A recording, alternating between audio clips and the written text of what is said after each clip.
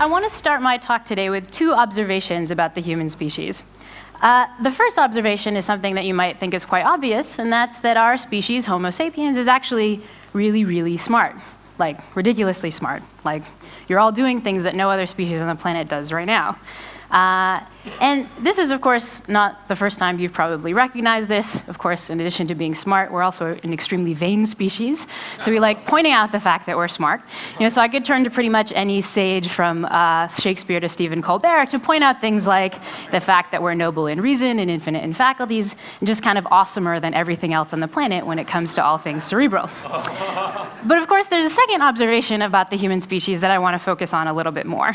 And that's the fact that even though we're actually really smart, sometimes uniquely smart, we can also be incredibly, incredibly dumb when it comes to some aspects of our decision-making. Now, I'm seeing lots of smirks out there. Don't worry, I'm not going to call anyone in particular out on any aspects of your own mistakes. But of course, just in the last 2 years, we see these unprecedented examples of human ineptitude. We've watched as the tools we uniquely make to pull the resources out of our environment kind of just blow up in our face. We've watched the financial markets that we uniquely create, these markets that were supposed to be foolproof. We've watched them kind of collapse before our eyes. But both of these two embarrassing examples, I think, don't highlight what I think is most embarrassing about the mistakes that humans make, which is that we'd like to think that the mistakes we make are really just the result of a couple bad apples or a couple really sort of fail blog-worthy decisions. But it turns out what social scientists are actually learning is that most of us, when put in certain contexts, will actually make very specific mistakes. The errors we make are actually predictable. We make them again and again. And they're actually immune to lots of evidence. When we get negative feedback, we still, the next time we're faced with a certain context, tend to make the same errors. And so this has been a real puzzle to me as a sort of scholar of human nature. What I'm most curious about is, how is a species that's as smart as we are capable of such bad and such consistent errors all the time? We're the smartest thing out there. Why can't we figure this out? In some sense, where do our mistakes really come from? And having thought about this a little bit, I see a couple different possibilities. One possibility is, in some sense, it's not really our fault. Because we're a smart species, we can actually create all kinds of environments that are super, super complicated, sometimes too complicated for us to even actually understand, even though we've actually created them. We create financial markets that are super complex. We create mortgage terms that we can't actually deal with. And of course, if we are put in environments where we can't deal with it, in some sense, makes sense that we actually might mess certain things up. If this was the case, we'd have a really easy solution to the problem of human error. We'd actually just say, okay, let's figure out the kinds of technologies we can't deal with, the kinds of environments that are bad, get rid of those, design things better, and we should be the noble species that we expect ourselves to be. But there's another possibility that I find a little bit more worrying, which is maybe it's not our environments that are messed up. Maybe it's actually us that's designed badly. This is a hint that I've gotten from watching the ways that social scientists have learned about human errors. And what we see is that people tend to keep making errors exactly the same way over and over again. It feels like we might almost just be built to make errors in certain ways. This is a possibility that I worry a little bit more about, because if it's us that's messed up, it's not actually clear how we go about dealing with it. We might just have to accept the fact that we're error-prone and try to design things around it. So this is the question my students and I wanted to get at. How can we tell the difference between possibility 1 and possibility 2? What we need is a population that's basically smart, can make lots of decisions, but doesn't have access to any of the systems we have, any of the things that might mess us up. No human technology, human culture, maybe even not human language. And so this is why we turn to these guys here. These are one of the guys I work with. This is a brown capuchin monkey. These guys are New World primates, which means they broke off from the human branch about 35 million years ago. This means that your great-great-great-great-great with about 5 million greats in there. Grandmother was probably the same great-great-great-great-great-grandmother with 5 million greats in there as Holly up here. So you can take comfort in the fact that this guy up here is a really, really distant, but albeit evolutionary relative. The good news about Holly, though, is that she doesn't actually have the same kinds of technologies we do. She's a smart, very cute creature, a primate as well, but she lacks all the stuff we think might be messing us up. So she's the perfect test case. What if we put Holly into the same context as humans, Does she make the same mistakes as us? Does she not learn from them? And so on. And so this is the kind of thing we decided to do. My students and I got very excited about this a few years ago. We said, all right, let's throw some problems at Holly, see if she messes these things up. First problem is just, well, where should we start? Because it's great for us, but bad for humans. We make a lot of mistakes, a lot of different contexts. Where are we actually going to start with this? And because we started this work around the time of the financial collapse, around the time when foreclosures were hitting the news, we said, maybe we should actually start in the financial domain. Maybe we should look at monkeys' economic decisions and try to see if they do the same kinds of dumb things that we do. Of course, that's when we hit a sort of second problem, a little bit more methodological, which is that maybe you guys don't know, but monkeys don't actually use money. You haven't met them. This is why they're not in the queue behind you at the grocery store or at the ATM. They don't do this stuff. So now we faced a little bit of a problem here. How are we going to actually ask monkeys about money if they don't actually use it? So we said, well, maybe we should just suck it up and teach monkeys how to use money. And so that's just what we did. What you're looking at over here is actually the first unit that I know of non-human currency. We weren't very creative at the time we started these studies, so we just called it a token. But this is the unit of currency that we've taught our monkeys at Yale to actually use with humans to actually buy different pieces of food. It doesn't look like much. In fact, it isn't like much like most of our money. It's just a piece of metal. As those of you who've taken currencies home from your trip know, once you get home, it's actually pretty useless. It was useless to the monkeys at first before they realized what they could do with it. When we first gave it to them in their enclosures, they actually kind of picked them up, looked at them, they were these kind of weird things. But very quickly, the monkeys realized that they could actually hand these tokens over to different humans in the lab for some food. And so you see one of our monkeys, Mayday, up here doing this. This is A and B are kind of the points where she's sort of a little bit curious about these things, doesn't know. There's this waiting hand from a human experimenter, and Mayday quickly figures out, apparently the human wants this, hands it over, and then gets some food. Turns out not just Mayday, all of our monkeys get good at trading tokens with human salesmen. So here's just a quick video of what this looks like. Here's Mayday. She's going to be trading a token for some food, waiting happily, getting her food. Here's Felix, I think. He's our alpha male. It's kind of big guy, but he too waits patiently, gets his food, and goes on. So the monkeys get really good at this, or surprisingly good at this, with very little training. We just allowed them to pick this up on their own. Question is this anything like human money? Is this a market at all? Or did we just do a kind of weird psychologist trick by getting monkeys to do something looking smart but not really being smart? And so we said, well, what would the monkeys spontaneously do if this was really their currency, if they were really using it like money? Well, you might actually imagine them to do all the kinds of smart things that humans do when they start exchanging money with each other. You might have them start paying attention to price, paying attention to how much they buy, sort of keeping track of their monkey token, as it were. Do the monkeys do anything like this? And so our monkey marketplace was born. The way this works is that our monkeys normally live in a kind of big zoo social enclosure. When they get a hankering from some treats, we actually allowed them a way out into a little smaller enclosure where they could enter the market. Upon entering the market, it was actually a much more fun market for the monkeys than most human markets, because as the monkeys entered the door of the market, a human would give them a big wallet full of tokens, so they could actually trade the tokens with one of these two guys here, two different possible human salesmen that they could actually buy stuff from. The salesmen were students from my lab. They dressed differently. They were different people. And over time, they did basically the same thing, so the monkeys could learn who sold what, at what price, who was reliable, who wasn't, and so on. And you can see that each of the experimenters is actually holding up a little yellow food dish. That's what the monkey can get for a single token. So everything costs one token, but as you can see, sometimes tokens buy more than others, sometimes more grapes than others. So I'll show you a quick video of what this marketplace actually looks like. Here's a monkey eye view, so monkeys are shorter, so it's a little short. But here's Honey. She's waiting for the market to open a little impatiently. All of a sudden, market opens. Here's her choice: 1 grape or 2 grapes. You can see Honey, very good monkey economist, goes with the guy who gives more. She could teach our financial advisors a few things or two. So not just Honey. Most of the monkeys went with guys who had more. Most of the monkeys went with guys who had better food. When we introduced sales, we saw the monkeys paid attention to that. They really cared about their monkey token dollar. The more surprising thing was that when we collaborated with economists to actually look at the monkeys' data using economic tools, they basically matched not just qualitatively, but quantitatively with what we saw humans doing in a real market. So much so that if you saw the monkeys' numbers, you couldn't tell whether they came from a monkey or a human in the same market. And what we really thought we'd done is we've actually introduced something that, at least for the monkeys and us, works like a real financial currency. Question is, do the monkeys start messing up in the same ways we do? Well, we already saw anecdotally a couple signs that they might.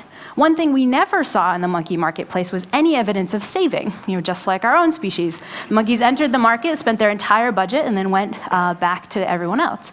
The other thing we also spontaneously saw, embarrassingly enough, is spontaneous evidence of larceny. The monkeys would rip off the tokens at every available opportunity from each other, often from us, things we didn't necessarily think we were introducing, but things we spontaneously saw. So we said, this looks bad. Can we actually see if the monkeys are doing exactly the same dumb things as humans do? One possibility is just kind of let the monkey financial system play out, see if they start calling us for bailouts in a few years. We were a little impatient, so we wanted to sort of speed things up a bit. So we said, let's actually give the monkeys the same kinds of problems that humans tend to get wrong in certain kinds of economic challenges or certain kinds of economic experiments. And so since the best way to see how people go wrong is to actually do it yourself, I'm going to give you guys a quick experiment to sort of watch your own financial intuitions in action. So imagine that right now I handed each and every one of you $1,000 US. So 10 crisp $100 bills. Take these, put it in your wallet, and spend a second thinking about what you're going to do with it, because it's yours now. You can buy whatever you want. Donate it, take it, so on. Sounds great, but you get one more choice to earn a little bit more money. And here's your choice. You can either be risky, in which case I'm going to flip one of these monkey tokens. If it comes up heads, you're going to get $1,000 more. If it comes up tails, you get nothing. So it's a chance to get more, but it's pretty risky. Your other option is a bit safe. You're just going to get some money for sure. I'm just going to give you $500. You can stick it in your wallet and use it immediately. So see what your intuition is here. Most people actually go with the play it safe option.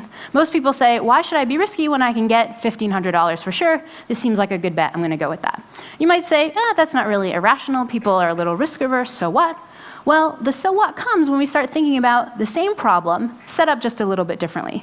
So now imagine that I give each and every one of you $2,000, 20 crisp $100 bills. Now you can buy double the stuff you were going to get before. Think about how you'd feel sticking it in your wallet. And now imagine that I have you make another choice, but this time it's a little bit worse. Now you're going to be deciding how you're going to lose money. But you're going to get the same choice. You can either take a risky loss, so I'll flip a coin. If it comes up heads, you're going to actually lose a lot. If it comes up tails, you lose nothing. You're fine, get to keep the whole thing. Or you could play it safe, which means you have to reach back into your wallet and give me 5 of those $100 bills for certain. And I'm seeing a lot of furrowed brows out there, so maybe you're having the same intuitions as the subjects that were actually tested in this, which is when presented with these options, people don't choose to play it safe. They actually tend to go a little risky. The reason this is irrational is that we've given people in both situations the same choice. It's a 50-50 shot of $1,000 or $2,000, or just $1,500 with certainty. But people's intuitions about how much risk to take varies depending on where they started with. So what's going on? Well, it turns out this seems to be the result of at least 2 biases that we have at the psychological level. One is that we have a really hard time thinking in absolute terms. You really have to do work to figure out that, well, one option's $1,000, $2,000, one is $1,500. Instead, we find it very easy to think in very relative terms, as options change from one time to another. So we think of things as, oh, I'm going to get more, or oh, I'm going to get less. This is all well and good, except that changes in different directions actually affect whether or not we think options are good or not. And this leads to the second bias, which economists have called loss aversion. The idea is that we really hate it when things go into the red. We really hate it when we have to lose out on some money. And this means that sometimes we'll actually switch our preferences to avoid this. What you saw in that last scenario is that subjects get risky because they want the small shot that there won't be any loss. That means when we're in a risk mindset, or when we're in a loss mindset, we actually become more risky, which can actually be really worrying. These kinds of things play out in lots of bad ways in humans. They're why stock investors hold on to losing stocks longer, because they're evaluating them in relative terms. They're why people in the housing market refuse to sell their house, because they don't want to sell at a loss. The question we were interested in is whether the monkeys show the same biases. If we set up those same scenarios in our little monkey market, would they do the same thing as people? And so this is what we did. We gave the monkeys choices between guys who were safe, they did the same thing every time, or guys who were risky. They did things differently half the time. And then we gave them options that were bonuses, like you guys did in the first scenario, so they actually have a chance to get more, or cases where they were experiencing losses. They actually thought they were going to get more than they really got. And so this is what this looks like. We introduced the monkeys to 2 new monkey salesmen. The guy on the left and right both start with 1 piece of grape, so it looks pretty good, but they're going to give the monkeys bonuses. The guy on the left is a safe bonus. All the time he adds 1 to give the monkeys 2. The guy on the right is actually a risky bonus. Sometimes the monkeys get no bonus, so this is a bonus of 0. Sometimes the monkeys get 2 extra. For a big bonus, now they get 3. But this is the same choice you guys just faced. Do the monkeys actually want to play it safe and then go with the guy who's going to do the same thing on every trial? Or do they want to be risky and try to get a risky but big bonus, but risk the possibility of getting no bonus? People here played it safe. Turns out the monkeys play it safe too. Qualitatively and quantitatively, they choose exactly the same way as people when tested in the same thing. You might say, well, maybe the monkeys just don't like risk. Maybe we should see how they do with losses. And so we ran a second version of this. Now the monkeys meet 2 guys who aren't giving them bonuses. They're actually giving them less than they expect. So they look like they're starting out with a big amount. These are 3 grapes. The monkey's really psyched for this. But now they learn these guys are going to give them less than they expect. The guy on the left is a safe loss. Every single time, he's going to take 1 of these away and give the monkeys just 2.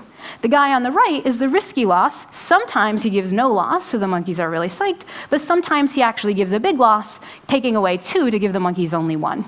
And so what do the monkeys do? Again, same choice. They can play it safe for always getting 2 grapes every single time, or they can take a risky bet and choose between 1 and 3. The remarkable thing to us is that when you give monkeys this choice, they do the same irrational thing that people do. They actually become more risky depending on how the experimenter started. This is crazy because it suggests that the monkeys too are evaluating things in relative terms and actually treating losses differently than they treat gains.